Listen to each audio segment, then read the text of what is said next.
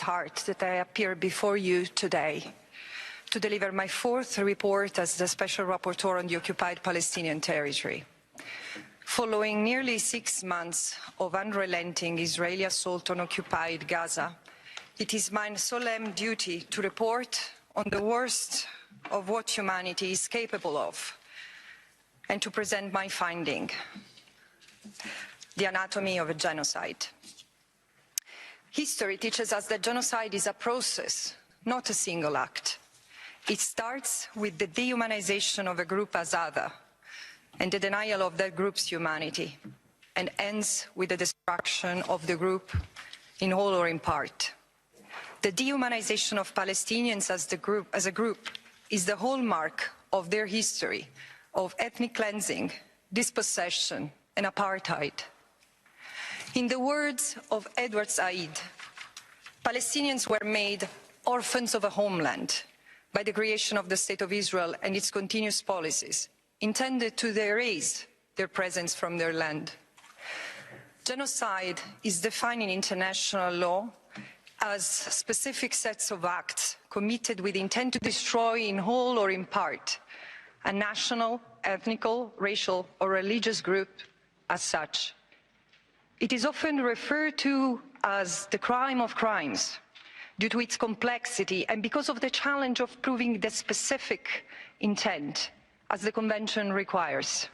And yet, this complexity is not about the creation of a hierarchy among atrocity crimes. It's rather a reflection of a different nature and scale.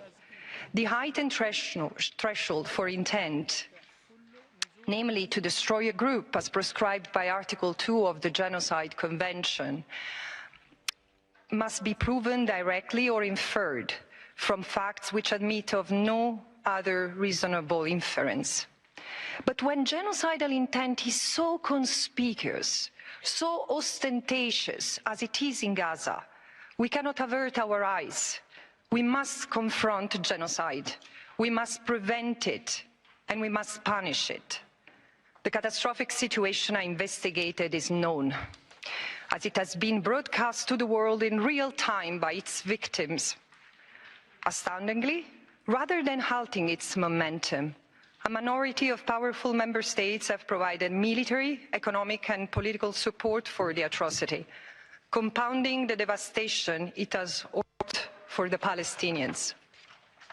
In this assault, the sixth and most egregious in 16 years, Israel has killed more than 30,000 Palestinians, including 13,000 children, more than the children killed in all conflicts worldwide in 4 previous years.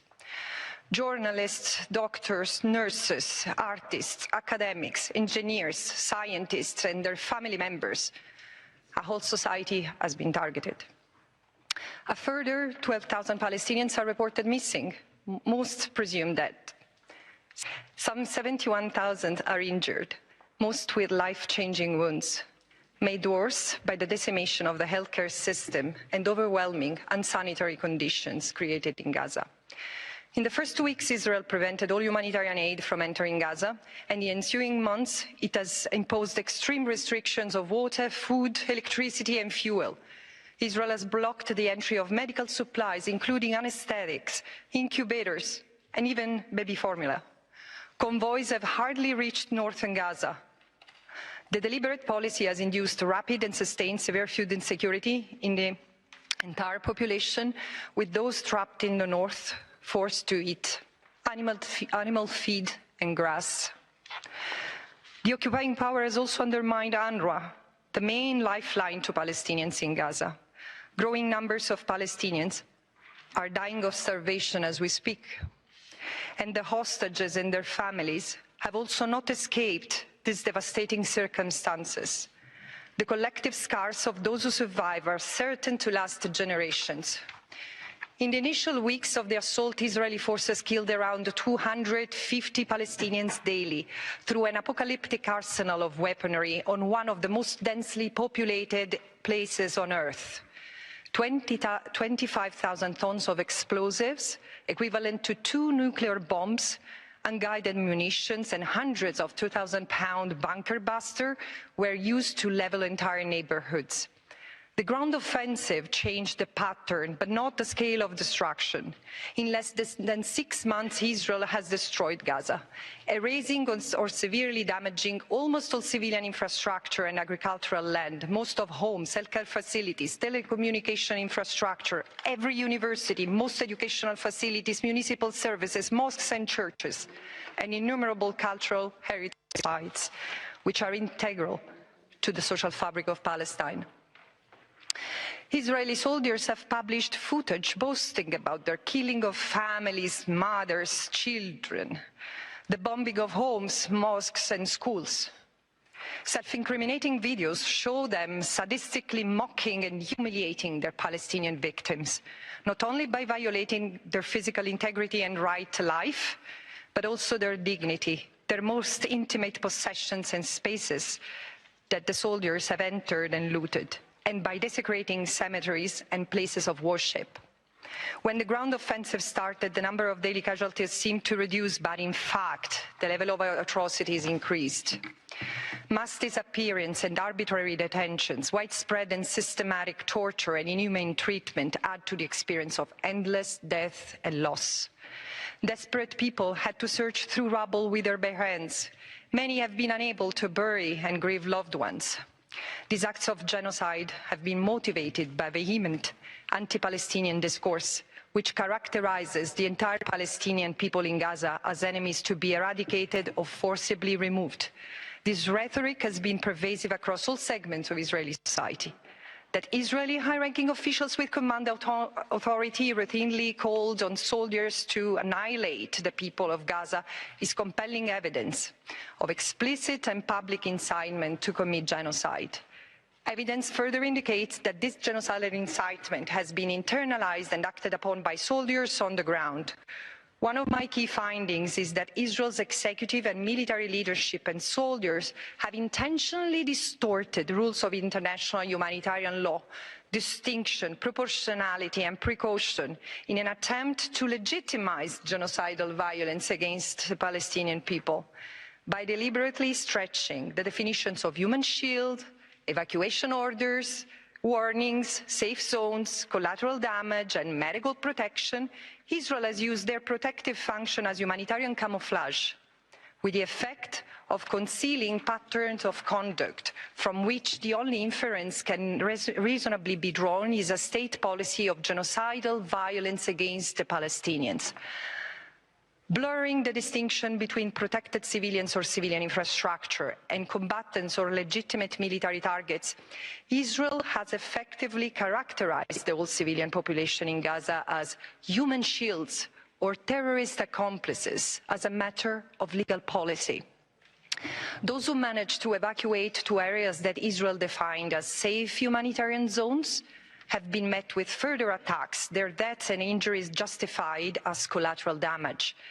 By making repeated claims which have been systematically discredited that Hamas used hospitals as operation centers, Israel appears to be operating on the premise that if you tell a lie long enough, people will believe it. Israel has used the camouflage of humanitarian law to characterize the entire Palestinian people and life-sustaining and life-saving infrastructure of Gaza as targetable, killable, destroyable. Israel has attempted to legitimize, for example, the devastations of Gaza's medical infrastructure, which has led to potentially thousands of additional deaths, life-changing injuries and trauma. IHL has thus been distorted to justify a war of annihilation. In light of this, I find that there are reasonable grounds to believe that the threshold indicating the commission of the crime of genocide against Palestinians as a group in Gaza has been met. Specifically, Israel has committed 3 acts of genocide with the requisite intent, causing serious bodily or mental harm to members of the group, deliberately inflicting on the group conditions of life calculated to bring about its physical destruction in whole or in part, and imposing measures intended to prevent birth within the group. The genocide in Gaza is the most extreme stage of a long-standing settler colonial process of erasure of the native Palestinians.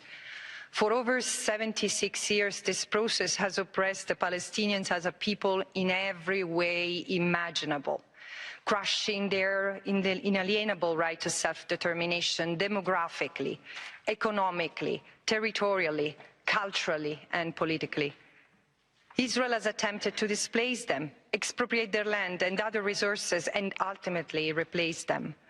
The colonial amnesia of the West has condoned Israel's colonial settler project from the violent history of the very birth of the State of Israel to its oppressive occupation since 1967, the crippling closure of Gaza since 1993, and its military assaults on Gaza since 2007. The world now sees the bitter fruit of the impunity afforded to Israel. This was a tragedy foretold. While the International Criminal Court will have to deliberate, while